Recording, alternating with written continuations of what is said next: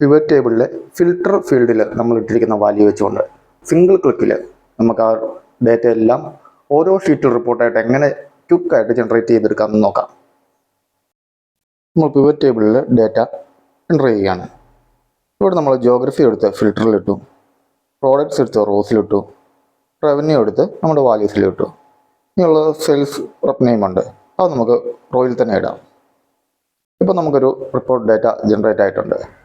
ഇനി നമുക്ക് ചെയ്യാൻ പോകുന്നത് ഈ ഒരു ജോഗ്രഫി ബേസിസിലുണ്ടല്ലോ, ജോഗ്രഫി ബേസിസിൽ താഴെ ഷീറ്റ് 1 ഷീറ്റ് 2 എന്ന് പറഞ്ഞുകൊണ്ട് ഏതൊക്കെ ജോഗ്രഫി ആണല്ലോ ആ ജോഗ്രഫിയുടെ ഡേറ്റകളെല്ലാം കൂടെ ഒറ്റ ക്ലിക്കിൽ നമുക്ക് ഓരോ ഷീറ്റായിട്ട് ജനറേറ്റ് ചെയ്ത് വിടണം. അതിനായിട്ട് നമുക്ക് എന്താ ചെയ്യുക എന്നുള്ളത് നോക്കാം. ഏറ്റവും എളുപ്പം ഇതേ ഈ പിവറ്റ് ടേബിൾ അനാലിസിസ് ക്ലിക്ക് ചെയ്യുക. ആ ടാബിൻ്റെ അവിടെ വന്നിട്ട് അങ്ങേയറ്റം കണ്ട് ലെഫ്റ്റ് സൈഡിൽ ഓപ്ഷൻസ് ഇവിടെ ഷോ റിപ്പോർട്ട് ഫിൽട്ടർ പേജസ് എന്നൊരു ഓപ്ഷൻ ഉണ്ട്, അത് ജസ്റ്റ് ഒന്ന് ക്ലിക്ക് ചെയ്യുക. അപ്പോൾ നമുക്ക് ഏത് ഡേറ്റയാണോ ഫിൽട്ടർ ഉള്ളത്, ഇത് ജോഗ്രഫി കിടപ്പുണ്ട്, ആ ജോഗ്രഫിക്ക് ഓക്കെ അടിക്കുക.